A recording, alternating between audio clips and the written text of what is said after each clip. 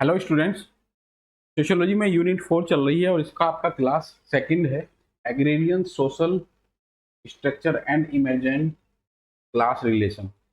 अब agrarian social structure की बात चल रही है। ये यूनिट आपकी दो पार्ट में बटी हुई है। यूनिट 4 पहला पार्ट है इसका रूरल स्ट्रक्चर को लेकर के, और सेकंड पार्ट जो इसका आएगा जिसमें लगभग 6 क्लास इसमें है आपकी, इसका सेकंड पार्ट अर्बन को लेकर के आएगा। इस पहले पार्ट में आपका रूरल स्ट्रक्चर कैसी थी इंडिया की, किसानों की क्या दशा थी, किसानों के बीच में जमींदारों के बीच में क्या रिलेशन थे, ओनरशिप किस टाइप की थी, उन सब चीज़ों को लेकर के इन 6 क्लास में आपका डिस्कशन होना है। एक क्लास आपकी ऑलरेडी आपको मिल चुकी है, सेकेंड क्लास है। क्लास का टाइटल आपका agrarian social structure and emergent class relation है। ठीक है, इन चीज़ों पर डिस्कस करते हैं। प्रीजेंट किसानों की हालत क्या थी, किस तरीके से हमारा सोशल स्ट्रक्चर का स्वरूप चेंज हुआ है, उन सब चीज़ों को लेकर के इस क्लास में डिस्कस किया जाएगा। और जहां से आपके क्वेश्चन मिलने की संभावना है उस क्वेश्चन को भी यहाँ इंक्लूड किया गया है और ये बताया जाएगा कि किस तरीके से क्वेश्चन आपके बनते हैं। ठीक है बेटा, चलते हैं इसमें। के एल शर्मा हमारे समाजशास्त्री हैं जिन्होंने रूरल प्रोफाइल को लेकर के स्टडी किया है। जाति अपने भीतर वर्ग तत्व समाहित किए हुए है तथा वर्ग की अपनी संस्कृति जीवन रीति है, अतः विश्लेषण के लिए दोनों प्रणालियों को अलग अलग नहीं किया जा सकता। अब पिछली क्लास में आपने कास्ट को लेकर के स्टडी किया है और जब हम पिछली क्लास ओवर करने तक गए थे तब तक क्लास हमारा वर्ड आ चुका है और क्लास को हमने अकॉर्डिंग टू कार्ल मार्क्स यहाँ पे एक्सप्लेन किया है। कार्ल मार्क्स ने कहा है कि उत्पादन की प्रक्रिया में जो निश्चित स्थान रखते हैं उन्हें क्लास बोला गया है। तो देखोगे यहाँ पे जो क्लास की बात की है, जैसे हम देखेंगे जो हमारी ट्रेडिशनल सोशल स्ट्रक्चर है वो भी एग्रेरियन, तो वो किस तरीके से बदल रही है, वहाँ कास्ट से क्लास की तरफ मूवमेंट चल रहा है। और अर्बन सोशल स्ट्रक्चर में तो कास्ट से क्लास की तरफ ज़्यादा तेजी से चेंज देखे जा सकते हैं। तो ये के.एल. शर्मा का स्टेटमेंट है, जाति अपने भीतर वर्ग तत्व समाहित किए हुए तथा वर्ग की अपनी संस्कृति जीवन रीति अथवा विश्लेषण के लिए दोनों प्रणालियों को हमें अलग अलग नहीं कर सकते, दोनों इंटर रिलेटेड आपकी सिस्टम है। नेक्स्ट पे चलते हैं बेटा। अब यहाँ पे आपका टॉपिक है खेतीहर समाज। पिजन सोसाइटी की हमने बात की है, खेतीहर समाज की बात की है। आप देखोगे जब इससे पहली क्लास आपकी हुई है तो कृषि का जो विकास है वो किस तरीके से हुआ है और एक लॉन्ग पीरियड हमारी सोसाइटी ने एग्रेरियन स्ट्रक्चर को लेकर के बिताया है। आप देखोगे एग्रेरियन स्ट्रक्चर की जब हम बात करते हैं तो पशुपालन की बात करते हैं, पशुओं के द्वारा श्रम करके एग्रीकल्चर या फसलों का उत्पादन जो किया गया है वो एग्रीकल्चर स्टेज है हमारी, और एग्रीकल्चर स्टेज से ही आपकी क्लास इमरजेंट हुई है। वर्गों का जो उद्भव है वो एग्रीकल्चर स्टेज के बाद ही स्टेज में ही आपको देखने मिलेगा। तो एक लॉन्ग पीरियड आपका ह्यूमन हिस्ट्री का या ह्यूमन सिविलाइजेशन का आपका एग्रेरियन स्ट्रक्चर रही है।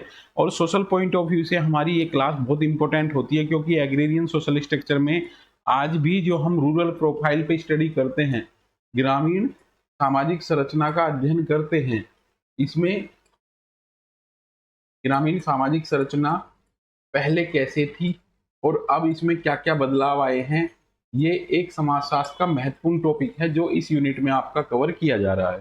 ठीक है, तो किस तरीके से ये चीजें बदल रही हैं, क्या क्या प्रोफाइल बदल रहे हैं, रूरल स्ट्रक्चर किस तरीके से बदल रही है, इस रूरल स्ट्रक्चर में किसानों के बीच और श्रमिकों के बीच कैसे रिलेशन बदल रहे हैं, changing relationship between the agrarian social structure, इस जो थ्योरी यूनिट का मेन पॉइंट है आपका। ठीक है, तो खेतीहर समाज की संरचना कैसी है, कृषक समाज की संरचना का अभिप्राय, साधारण शब्दों में कृषक समाज व्यवस्थाएं। आप देखोगे कि कृषक समाज की संरचना में जो कृषक समाज में जो व्यवस्था है उसको हमें समझना है कि किस तरीके से सोसाइटी में एक व्यवस्था बनी हुई है। अब जब हम संरचना की बात करते हैं, किसी भी समाज की संरचना में आप देखोगे बदलाव होता रहता है। अब ये एग्रेरियन सोशल स्ट्रक्चर में किस तरीके के रिलेशन थे, आप इसमें जजमानी व्यवस्था का जिक्र हम करेंगे। विलियम वाइजर आपके पहले समाजशास्त्री थे जिन्होंने जजमानी व्यवस्था का जो भारतीय समाज की किसानों कृषक समाज की या रूरल प्रोफाइल की एक हमारा इंपॉर्टेंट कैरेक्टरिस्टिक था जजमानी व्यवस्था, जो आज रेयर हो गई है और समाज में देखने को नहीं मिलती है। और आज आप देखोगे कि आज हमें यहाँ क्लासेस के माध्यम से सोशियोलॉजी के बच्चों को जजमानी व्यवस्था को पढ़ाना पड़ रहा है, जबकि 30-40 साल पहले गांव में जजमानी व्यवस्था के थ्रू ही लोगों का जीवन यापन होता था। इतना सरल टॉपिक है और नेक्स्ट कमिंग जनरेशन तो इसके बारे में बहुत नहीं पढ़ पाएंगी और उनके लिए बड़ा एक कॉम्प्लेक्स और एक इमेजिनरी स्टेज होगी कि क्या ऐसी व्यवस्था थी भारतीय ग्रामीण समाज में कि जहाँ पर लोग पैसे का आदान प्रदान नहीं करते थे, वस्तुओं के बदले में सेवाओं के बदले में सेवाओं का आदान प्रदान जातियों के बीच में होता था। तो इस चीज का हम एग्रेरियन सोशल स्ट्रक्चर के अंतर्गत ही अध्ययन करते हैं। खेती स्पष्टतः एक आर्थिक गतिविधि है। रूरल प्रोफाइल में एग्रेरियन उसमें आपकी इकोनॉमिक एक्टिविटी है खेती, और खेती के आसपास जो हमारे रिलेशन क्रिएट होते हैं वो आपको इसमें खेती हर समाज की संरचना को बनाने में आपके रोल प्ले करते हैं। इस प्रकार अन्य आर्थिक गतिविधियों की तरह कृषि उत्पादन को भी सामाजिक संबंधों के ढांचे में रखा गया है। जो लोग खेती करते हैं वे विभिन्न सामाजिक कार्यों में परस्पर एक दूसरे से मिलते रहते हैं, और सामाजिक कार्यों में परस्पर मिलने से जो हमारे संबंध क्रिएट होते हैं वही हमारी एग्रेरियन सोशल स्ट्रक्चर है जिसको आज आप पढ़ रही हैं। ठीक है बेटा, चलते हैं नेक्स्ट में। कुछ लोग जो स्वयं अपनी भूमि पर खेती करते हैं, जबकि कुछ लोग श्रमिक के रूप में कार्य कराते हैं। अब एग्रेरियन सोशल स्ट्रक्चर में जो आपकी क्लास की जब हम बात करते हैं, क्लास दो हैं, एक हैव और एक have not according to Karl Marx. अब जिनके पास में भूमि है और वो अपनी खेती खुद कर रहे हैं, एक तो ये लोग हैं, एक ये लोग हैं जिनके पास में भूमि नहीं है, जो जिनके पास में भूमि है इनके यहाँ पे एग्रीकल्चर लेबरर की तरीके से कार्य करते हैं, तथा कुछ अपनी जमीन पट्टे पर दे देते हैं। पट्टे पर एक व्यवस्था की गई थी कि आपको पट्टा दे दिया गया, आप इसमें एक स्वतंत्र रूप से ही कार्य कर सकते हैं कुछ कंडीशंस के साथ। फसल में साझेदार बन जाते हैं। कुछ बटाईदार होते हैं कि फसल उगाएगा किसान और उसमें 2/3 या 1/3 या 1/4 वो अकॉर्डिंग टू सर्कमस्टांसेस ये तय कर दिया जाता है बटाईदारी या साझेदारी। वे न केवल एक दूसरे से मिलते हैं अपितु एक दूसरे की श्रेणी के लोगों से भी नियमित रूप से मेल जोल रखना पड़ता है। कृषि की इस सामाजिक या पारस्परिक व्यवस्था को सर्वाधिक महत्वपूर्ण पक्ष माना गया है। भू मालिक और खेती करने वालों के बीच में संबंधों की ये प्रकृति जो है यही हमारी एग्रेरियन सोशल स्ट्रक्चर को बिल्डअप करती है। अब क्यों हम इसे पढ़ रहे हैं, आप देखोगे कि जैसे जैसे समय व्यतीत होता गया तो एग्रीकल्चर के जो रिलेशन है, हमारे एग्रेरियन सोशल स्ट्रक्चर के रिलेशन है वो भी बदलते गए। आप इससे नेक्स्ट कमिंग क्लास में पढ़ोगे कि किस तरीके से ओनरशिप के नियम बदले, सोशल स्ट्रक्चर बदली। अभी आप देखोगे कि किस तरीके से सोसाइटी में जो दो वर्ग हैं, दो वर्ग से नई सोशल स्ट्रक्चर हमारी क्रिएट होगी, उसमें क्या क्या लूप होल पिछली स्ट्रक्चर में रहे हैं। तो यहाँ पे देखोगे जो भू मालिक और खेती करने वालों के बीच में संबंध है वो ऐसे संबंध नहीं रहे कि वो लगातार मेंटेन रहे। जो भू मालिक हैं इनके जो प्रवृत्ति रही बाद में आप देखोगे कि वो एक्सप्लॉइट करने की रही और उसमें बटाईदारी या साझेदारी में एक शोषणकारी व्यवस्था क्रिएट हुई इनके बीच में, हैव्स और हैव्स नॉट के बीच में। नेक्स्ट चलते हैं बेटा, किसी समाज में खेती करने वाली परंपराएं और भू मालिकों की व्यवस्था एक लंबे ऐतिहासिक काल में विकसित हुई है। सामाजिक जीवन के दो पहलू हैं अर्थात आर्थिक और गैर आर्थिक पक्ष के अंतर्गत उत्पादन। आर्थिक पक्ष में क्या क्या आएगा आपका, उत्पादन, वितरण और उपभोग की प्रक्रियाएं हमारे आर्थिक पक्ष में आएंगी। अगर आप कार्ल मार्क्स को पढ़ते हैं तो कार्ल मार्क्स कहते हैं कि आर्थिक उत्पादन या उत्पादन की जो प्रक्रिया है ये ही हमारे संबंधों को निर्धारित करती है। और आप देखोगे इकोनॉमिक एक्सचेंज या इकोनॉमिक डिस्ट्रीब्यूशन या प्रोडक्शन की जो प्रोसेस है ये हमारे रिलेशन बनाती है। और एग्रेरियन सोशल स्ट्रक्चर में भी हम यही देखते हैं कि जो हमारे एग्रीकल्चर के जो एक्टिविटी हैं जिनमें उत्पादन हो रहा है उन लोगों के बीच में रिलेशन किस प्रकार से डेवलप होते हैं और सामाजिक जीवन के गैर आर्थिक पक्ष में सम्मिलित करते हैं। यहाँ पे की फैक्टर आपका क्या होगा, इकोनॉमिक प्रोडक्शन ही होगा, आर्थिक क्रिया ही होगा। आप देखोगे जब हम ट्राइबल सिस्टम की बात करते हैं, कास्ट की बात की है पिछले वाले उसमें, ट्राइब की बात की है, ट्राइबल सोसाइटी हमारी एग्रेरियन से भी बैकवर्ड मानी जाती है। उसके बाद आपका एग्रेरियन एक स्ट्रक्चर हमारी डेवलप होती है जिसमें कि लोगों के बीच में रिलेशन, और यहाँ पे मुख्य तौर पे भूमि जो है वो आपका इकोनॉमी का सेंटर है जिसके द्वारा प्रोडक्शन किया जा रहा है। और यहाँ पे कल जो आपकी क्लास कास्ट की हुई थी, कास्ट को लेकर के वहाँ पे बताया था कि भूमि जातियां पैदा करती है और उद्योग धंधे आपके क्लास बिल्डअप करते हैं। संरचना के अंतर्गत अंत संबंधों में परिवर्तन। अब जो सोशल स्ट्रक्चर बनेगी वो आपकी किससे बनेगी, रिलेशन के तहत। तो सामाजिक संरचना में अंतर्वैयक्तिक और अंतःक्रियाई संबंध, राजनीतिक व्यवस्था, स्तरीकरण व्यवस्था, सांस्कृतिक व्यवस्था, सामाजिक मूल्य, वैचारिक, आर्थिक, कार्यशैली रूप में अर्थव्यवस्था निर्धारित करता है। उसी से सामाजिक अंतःक्रिया की प्रकृति का निर्धारण होता है। जो सोशल स्ट्रक्चर है उसमें ये सभी क्रियाएं हमारी आ जाती हैं, सांस्कृतिक, आर्थिक वगैरह सब। देखोगे कोई भी सोशल स्ट्रक्चर है, मानव जीवन, जो मानव जीवन है वो आपका इस सोशल स्ट्रक्चर के तहत ही गवर्न होता है, सामाजिक संरचना के तहत गवर्न होता है। आप देखोगे जो हमारी नेक्स्ट कमिंग जनरेशन है, इसमें अगर आप देखोगे कि गाय के गोबर से जो गांव में लीपा जाता था मिट्टी को, तो जब हमारी नेक्स्ट जनरेशन आएगी, क्योंकि एक ट्रांजैक्शनल पीढ़ी है हम लोग की, हमने वो भी देखे हैं जो कच्चे घर होते थे उनमें गाय के गोबर से लीपा जाता था, और आप देखोगे वहाँ पे साइंटिफिक एक फैक्टर हुआ करते थे। और हमारे यहाँ पे जब चूल्हे में खाना बनता था, आज आप देखोगे एलपीजी गैस के सिलेंडर आ गए, पाइपलाइन लग गई है और अर्बनाइजेशन की प्रक्रिया हो गई है आपकी। तो आप देखोगे कि बहुत सी जो नेक्स्ट जनरेशन हमारी आएंगी वो इतनी एडवांस हो जाएंगी, इतना डेवलपमेंट हो जाएगा, इंडस्ट्रियलाइजेशन इतना हो जाएगा कि उनके लिए ये एक पाठ्यक्रम का एक जटिल टॉपिक रहेगा कि कैसे सोशल स्ट्रक्चर वो बनती थी।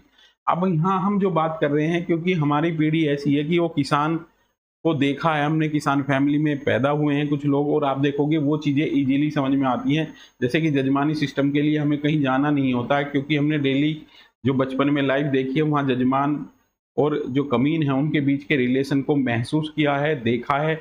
इसलिए नेक्स्ट कमिंग जनरेशन के लिए ये एक बहुत इंपॉर्टेंट टॉपिक हो जाएगा आपका एग्रेरियन सोशल स्ट्रक्चर और चेंजिंग देयर रिलेशन, किस प्रकार से वो चेंज हुए हैं। आधुनिक व्यवसाय और नौकरियों से इंपॉर्टेंट है। पति पत्नी, पिता पुत्र और परंपरागत संबंधों में व्यापक परिवर्तन आया है। अभी मैंने आपको बताया ये मानव जीवन के जो पहलू हैं ये उस सामाजिक संरचना और काल विशेष से प्रभावित होते हैं जिस समय विशेष की हम बात करते हैं, समय और स्थान की हम बात करते हैं। आज आप देखोगे अखबार उठा करके आप देखोगे तो एज ए सोशियोलॉजिस्ट आपको देखना है कि किस तरीके से हमारे चेंजिंग रिलेशन हो रहे हैं फैमिली के, भावनात्मक संबंधों में तार्किकता बढ़ती जा रही है और बहुत सी पत्नियां पतियों को मरवा रही हैं और पति पत्नी को मार रहे हैं, माँ बेटे को मार रही है, बेटा माँ को मार रहा है। इससे जो सामाजिक संबंधों में सौहार्द कम हुआ है, भावनात्मक लगाव की जो कमी हुई है, इसका भी तो कुछ कारण होगा। इसमें एक इम्पोर्टेंट है आपका सामाजिकरण। हमने सामाजिकरण किस तरीके का दिया है नेक्स्ट जनरेशन को, वो ही हमें दे रहा है। ठीक है, तो सोशलाइजेशन किसके द्वारा होता है? ओवरऑल सोशल एनवायरनमेंट के द्वारा हमारा सोशलाइजेशन होता है और उसी बिहाफ पर हमारी नेक्स्ट कमिंग जनरेशन व्यवहार क्रिएट करती है। तो आज आधुनिक व्यवसायों में, नौकरियों में से पति पत्नी, पिता पुत्र और परंपरागत संबंधों में व्यापक परिवर्तन आया है। परिवारों का आकार छोटा हुआ है, जॉइंट फैमिली से न्यूक्लियर फैमिली में कन्वर्ट हुआ है। संबंधों का स्वरूप जो पहले सत्तावादी था धीरे धीरे परिवर्तन होकर के डेमोक्रेटिक हो गया है। अब इस लाइन का मतलब क्या है? पहले घर में जो सत्तावादी अथॉरिटी होती थी फादर की, फादर ये रिक्वेस्ट नहीं करता था या कभी सलाह नहीं लेता था कि बेटा क्या करना है, उसका डिसीजन होता था, वही फाइनल होता था। और परंपरागत सोसाइटी में देखोगे फादर के सामने ज़्यादा डिस्कस बच्चे नहीं करते थे, क्योंकि एक सो कॉल्ड एक पर्दा होता था और उसमें फादर के सामने जा करके आर्ग्यूमेंट वकील की तरीके से नहीं रखे जाते थे। जबकि आज आधुनिक समाज में एक छोटा बच्चा भी फैमिली में है तो उसके डिसीजन भी इम्पोर्टेंट होते हैं। कहीं जाने से पहले उसकी भी सलाह ली जाती है, क्या चलना चाहिए या नहीं चलना चाहिए। अगर वो मना कर देगा, क्योंकि न्यूक्लियर फैमिली है, बच्चे का भी डिसीजन इम्पोर्टेंट है और मॉडर्न सोसाइटी ये कहती है कि उसका डिसीजन भी हमें एक्सेप्ट करना होगा, वरना आप देखोगे उसका रिजल्ट क्या आएगा कि वो एक आपको नेक्स्ट कमिंग जो टाइम है उसमें इग्नोर करेगा और वो देखेगा कि मेरा दमन किस तरीके से मेरे गार्जियंस ने किया है। तो ये डेमोक्रेटिक वैल्यू बढ़ती जा रही है और आप देखोगे, मैंने आपको बताया मानव जीवन उसी तरीके से कन्वर्ट हुआ है जिस तरीके से सामाजिक संरचना में कन्वर्जन हुआ है। और सामाजिक संरचना में कन्वर्जन जो है वो टाइम के अकॉर्डिंग हुआ है। ठीक है, चलते बेटा आगे। और आर्थिक और सामाजिक विषयों के निर्णय में स्त्रियों की भागीदारी बढ़ी है। यहां से आपके कथन कारण के रूप में नेट जीआरएफ की परीक्षा में क्वेश्चन बन सकता है। जैसे जैसे ज्वाइंट फैमिली से न्यूक्लियर फैमिली कन्वर्ट हुई है वैसे वैसे वीमेन एम्पावरमेंट हुआ है और परिवार के निर्णयों में महिलाओं के निर्णय की भूमिका कहीं ना कहीं महत्वपूर्ण हुई है। ठीक है, कार्य में समय का महत्व बढ़ने से परिवार की सामूहिक क्रियाएं जैसे एक साथ भोजन, मनोरंजन और सोना आदि प्रभावित हुए। ज्वाइंट फैमिली होती थी पहले, मुखिया सबसे पहले खाना खाते थे। आज आप देखोगे कि आज वो फैमिली है कि अब यहाँ किसी के आने जाने का समय निश्चित नहीं है, और आप देखोगे जो साथ में बैठ करके खाना रसोई में खाया जा रहा था, जमीन में बैठ के खाया जा रहा था, आज खाना खाने के तरीके बदल गए हैं। आज बच्चे मोबाइल ले रहे हैं और सभी लोगों के पास में मोबाइल है, मोबाइल चलाते हुए खाना खाते हैं ज़्यादातर, और आप देखोगे इस तरीके से हमारे जो रिलेशन है वो आपके बदल गए हैं। भारतवर्ष की कृषि अर्थव्यवस्था में आय परिवर्तन के कारण परंपरागत अंतर्जातीय संबंधों की, अब हम एग्रेरियन सोशल स्ट्रक्चर की बात कर रहे हैं, तो यहाँ पे हम कास्ट के बीच के संबंधों की बात कर रहे हैं। हमारा जो फोकस है, थीम है, वो कास्ट के बीच में संबंधों की है। अंतर्जातीय संबंध, कृषक संबंध और सामुदायिक स्वरूप में व्यापक परिवर्तन आया है। कार्ल मार्क्स का विचार है कि समाज की अधिसंरचना सामाजिक संबंध, वैचारिकी दर्शन, नैतिक मूल्य का निर्धारण, अधोसंरचना उत्पादन प्रणाली, उत्पादन संबंध से होता है। अब यहाँ पे कार्ल मार्क्स का सोशल स्ट्रक्चर के रिलेटेड आपका नेट जेआरएफ के लिए इंपॉर्टेंट क्वेश्चन है। विश्व के परिदृश्य में सामाजिक संरचना का दो स्वरूपों में बांटा है, तो कार्ल मार्क्स ने बांटा है इसमें अधिसंरचना और अधोसंरचना। ये आपके इकोनॉमिक स्ट्रक्चर हमारी सोशल रिलेशन को तय करेगी, ये बताते हैं यहाँ पे, और ये इंपॉर्टेंट है। कई बार नेट जेआरएफ की परीक्षा में एक क्वेश्चन आपका आया हुआ है, ये आपको आना चाहिए। किसी ग्रामीण समाज में अपनी जमीन रखने वालों को एक सीमा तक शक्ति का दबदबा होता है।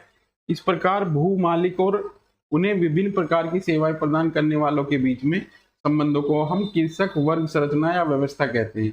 इसी एग्रेरियन सोशल स्ट्रक्चर को हम इस क्लास में पढ़ रहे हैं।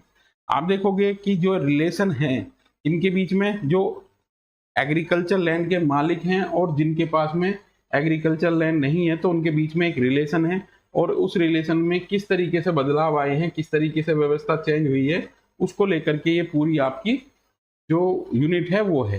ठीक है, अब इसमें बेटा कुछ इंपॉर्टेंट टॉपिक हैं जो नेट जेआरएफ की परीक्षा में आपसे पूछे जाएंगे। अब इसमें आपके समाजशास्त्री और उनकी कीर्ति हैं, यहाँ से आपके किस तरीके के क्वेश्चन बनते हैं, ये आपका बहुत महत्वपूर्ण पार्ट है। और अगर आप कहेंगे तो इस यूनिट का सबसे महत्वपूर्ण पार्ट यही है आपका। वेडन पावेल की बुक है द इंडियन विलेज कम्युनिटी, बेटा इसमें करेक्ट कर लेना, ये विलेज है। H S. Maine, village community in the east and west. T Shanin की बुक आपकी कई बार नेट जेआरएफ की परीक्षा में पूछी गई है प्रीवियस ईयर में। T Shanin, peasant and peasant society, एक बार ये पूछा गया है बुक किसकी है, और एक बार बुक में पीजेंट के कैरेक्टरिस्टिक्स पूछे गए हैं, पीजेंट के क्या विशेषताएं दी हैं। तो पीजेंट की विशेषताएं समझ लेना बेटा, एक बार फोकस कर लेना, इनफॉर्मल तरीके से मैं आपको बताऊंगा। Peasant are those who cultivate their land for the own consumption. Peasant और फार्मर के बीच में एक रिलेशन, जो डिफ्रेंशिएशन है वो ये है कि पीजेंट अपनी भूमि को अपने कंजप्शन के लिए, उपभोग के लिए क्या है, जोतते खोदते हैं और बोते हैं, फसल बोते हैं और अपना कंजप्शन कर लेते हैं। बट फार्मर जो है वो मार्केट के लिए प्रोडक्शन करता है। और पीजेंट की विशेषता यहाँ पे आप देखोगे, गांव में आपने देखा होगा कि एक व्यक्ति है, गरीबी की विशेषता उसमें देखने को मिल रही है। उसके पास में एक टूटी हुई बोगी है जिसमें वो भैंसा जोड़ करके अपने बच्चों को बैठा करके और रोटियां ले करके अपनी सुबह से शाम तक खेतों में काम करते हैं। बट उनका जो कार्य करने का तरीका है वो अपने घर की वस्तुओं का उत्पादन मात्र ही करते हैं, और उनका जो ट्रेडिशनल पैटर्न है वो उन्हें गरीब बनाए रखता है। ये पीजेंट एंड पीजेंट सोसाइटी में कैरेक्टरिस्टिक्स पीजेंट के बताए गए हैं टी सैनिन के द्वारा। इन विशेषताओं को बता करके आपसे यहाँ क्वेश्चन पूछा गया है पीजेंट एंड पीजेंट सोसाइटी से, बहुत इंपॉर्टेंट है और यहाँ से ही आपका क्वेश्चन बनता है। मलकाम एल डार्लिंग, ये peasant, Punjab peasant and prosperity and depth, wisdom and waste in Punjab village. Punjab village का अगर आप देखोगे इस यूनिट के हिसाब से, तो पंजाब हमारा क्या है, पंजाब को वर्तमान समय में हम कैंसर बेल्ट के नाम से जानते हैं। मल्टीपल आप देखोगे कि एक एक्सेस ज़्यादा हुई है, लिमिट से ज़्यादा यहाँ पे फर्टिलाइजर पेस्टिसाइड का यूज हुआ है, और ग्रीन रिवॉल्यूशन का सबसे ज़्यादा इफेक्ट आपका हरियाणा, वेस्ट यूपी और पंजाब में देखने को मिला है। और यहाँ पे पंजाब जो है एक जो डेवलप स्टेट रहा है मशीनी के तौर पे भी और एग्रीकल्चर प्रोडक्शन के लिए भी, तो पंजाब की स्टडी आपकी है इनकी। तो ये इंपॉर्टेंट है बेटा। एस.सी. दुबे इंडियन विलेज है आपकी। मैकी मेरिट विलेज इंडिया है। श्रीनिवास इंडियाज विलेज है। कितनी बार ये क्वेश्चन आपके मैच द फॉलोइंग करके आए हैं, क्योंकि यहाँ बच्चा कंफ्यूज हो जाता है विलेज को लेकर के। मजूमदार मैदान rural profile and caste and communication in Indian village, आप देखोगे इसी में ही आपकी जो डिसंस्कृताइजेशन कॉन्सेप्ट है अगेंस्ट द एम.एन. श्रीनिवास का जो टॉपिक है आपका संस्कृतिकरण, उसके जो अगेंस्ट टॉपिक आया है वो इसी बुक में मजूमदार मैदान ने दिया है। AC mayor pilot project India, ये आपका पायलट प्रोजेक्ट इंडिया है एसी मेयर का। Oscar Levi's village life in north India, ये इंपोर्टेंट है बेटा। ऑस्कर लेविस का एक कॉन्सेप्ट है आपका कल्चर ऑफ पॉवर्टी, ठीक है। ब्रजराज चौहान ए राजस्थान विलेज और A R. Desai an introduction to rural sociology in India, ये आपकी इंपॉर्टेंट बुक है पूरी यूनिट के पॉइंट ऑफ व्यू से, ये आपको करनी है बेटा। और यहाँ से ही नेट जेआरएफ या अन्य जो अदर कंपटीशन है आपके सोशियोलॉजी के, इनके क्वेश्चन यहाँ से आपके पूछे जाते हैं। कृषक समाज के घटक, कृषक समाज का उदय व्यक्तियों के सामाजिक आर्थिक जीवन के कबीला के रूप में अलग होकर के खेती द्वारा आजीविका कमाने के साथ हुआ है। अब कृषक समाज जो हमारा आया है कबीली कल्चर से आगे बढ़ करके आया है और एग्रेरियन उस टाइम की डेवलप स्टेज मानी जाती थी। कृषक सभ्यता मानवतावादी प्रथम अनुसंधान करने वाले रॉबर्ट रेडफील्ड को लेकर के बड़े क्वेश्चन आपके आते हैं। एक टॉपिक है आपका यूनिट 3 में कम्युनिटी, कम्युनिटी में एक लिटिल कम्युनिटी है, रॉबर्ट रेडफील्ड के द्वारा कॉन्सेप्ट दिया गया है, उसकी 4 विशेषताओं को दिया गया है। और सबसे पहले ये आपके रिसर्च करने वाले एग्रेरियन स्ट्रक्चर पे या कृषक को लेकर के जो आपका स्टडी किया है रॉबर्ट रेडफील्ड ने किया है। कृषक सभ्यता एक सार्वभौमिक मानवीय प्रकार है जिसमें किसान अपनी जमीन से भावनात्मक संबंध होता है, उनके लिए कृषि लाभ का विषय न होकर के, व्यवसाय न होकर के आजीविका जीवन शैली है। टी सैनिन, थियोडोर सैनिन, बहुत इंपॉर्टेंट क्वेश्चन है, कई बार आपकी नेट जेआरएफ की परीक्षा में पूछा गया है बेटा। ये यूनिट 3 जो है इसमें से कम क्वेश्चन आपको मिलते हैं बट सिलेक्टेड क्वेश्चन आपको मिलने वाले हैं, क्योंकि आप देखोगे कि इसमें क्वेश्चन बनने की प्रवृत्ति इन कंपेरिजन यूनिट 1 में से सबसे ज्यादा क्वेश्चन नेट जेआरएफ की परीक्षा में सोशियोलॉजी में पूछे जाते हैं, इसीलिए सबसे ज्यादा समय जो है आपको उसी यूनिट को देना है। 26 आपके काउंट करते हैं वहां पे, बट आपको अराउंड 50 विचारक आपको करने हैं जहां से क्वेश्चन आपको मिलते हैं, ठीक है। टी सैनिन का तर्क है कि कृषक समाज का एक आदर्श रूप है, वह किसानों को ऐसे उत्पादक के रूप में परिभाषित करता है जो अपने पारिवारिक परिश्रम और छोटे उपकरणों की सहायता से प्रत्यक्ष अप्रत्यक्ष रूप से मुख्यतः उपभोग के लिए फसल पैदा करता है। टी सैनिन की पीजेंट की जो विशेषताएं हैं, इस विशेषताओं में से नेट जेआरएफ का क्वेश्चन बना करके आपसे पूछ लिया गया है। जो मैंने अभी आपको एक सीन दिखाया था जिसमें कि मैंने बताया गरीबी की विशेषता यहाँ बताई है कि वो ज़्यादा इकोनॉमिक उसकी अच्छी नहीं है। आप देखोगे उसका पैटर्न भी ट्रेडिशनल है, अपने बच्चों को लेकर के वो खेती कर रहे हैं और वहाँ पे अपने कंजप्शन के लिए, उपभोग के लिए वस्तुओं को उगा रहे हैं। तो उपभोग के लिए फसल को उगाना ये एक इम्पोर्टेंट है। उपकरण, छोटे उपकरण की सहायता से, यानी कि ज्यादा टेक्निकली वहाँ इंस्ट्रूमेंट नहीं यूज किए जा रहे हैं पीजेंट के द्वारा, ये टी सैनिन ने अपनी पुस्तक में कृषक की विशेषताएं बताई हैं। नेक्स्ट है बेटा, कृषक परिवार मूलतः सामाजिक संगठन की एक बहुआयामी इकाई है। परिवार खेती का संचालन कृषक संपत्ति की एक बड़ी इकाई के रूप में उत्पादन, उपभोग, कल्याण, सामाजिक पुनरुत्थान, पहचान, सम्मान, सामाजिकता और कल्याण के लिए करता है। कृषि का कार्य मुख्य जीविका के साधन के लिए किया जाता है। कहाँ पे? पीजेंट वाली स्ट्रक्चर में। परंपरागत रूप से इसे सामाजिक संगठन तथा कम तकनीकी स्तर वाला माना जाता है। ये आपकी मुख्य विशेषताएं हैं और यहाँ से ही क्वेश्चन आपका बिल्डअप होता है। किसानों पर वाह्य प्रभुत्व, किसानों के अधिकारों के स्रोत में एक हाथ से दूर रखा जाता है। सैनिन का कहना है कि उन्हें राजनीतिक रूप से अधीन रखने के संबंध में उनकी संस्कृति अधीनस्था और आर्थिक शोषण से है। अब ये इंपॉर्टेंट है बेटा, ये एग्रेरियन सोशल स्ट्रक्चर को लेकर के आपका फोकस किया गया है इस यूनिट में। आप देखोगे सेलेक्टेड क्वेश्चन आपके यहाँ से बनते हैं। टी सैनिन, रॉबर्ट रेडफील्ड, इनकी बुक और यहाँ पे पीजेंट की क्या क्या विशेषताएं दी गई हैं इनके द्वारा, इस यूनिट से आपके यही क्वेश्चन बनते हैं। नेक्स्ट कमिंग क्लास में आपका जो ओनरशिप है, land ownership and there relation, किस तरीके से भूमि का जो ओनरशिप है वो रही है प्राचीन काल से, आज किस तरीके से है और बीच में क्या डिस्प्यूट आपके हुए हैं, जो आपकी रूरल प्रोफाइल वाली जो यूनिट है, इसमें हाफ यूनिट आपकी यूनिट फॉर रूरल को लेकर के है और हाफ यूनिट अर्बन को लेकर के है। यहीं से ही आपके क्वेश्चन बनने वाले हैं। इसके बाद में आपके एग्रेरियन मूवमेंट आएंगे, अनरेस्ट आएगा, जो मान ये कहने का कि जो एग्रेरियन सोशल स्ट्रक्चर है उसमें किस तरीके से बदलाव देखने को मिला और क्या क्या शोषणकारी व्यवस्थाएं डेवलप हुई हैं। तो ठीक है बेटा, मिलते हैं नेक्स्ट क्लास में।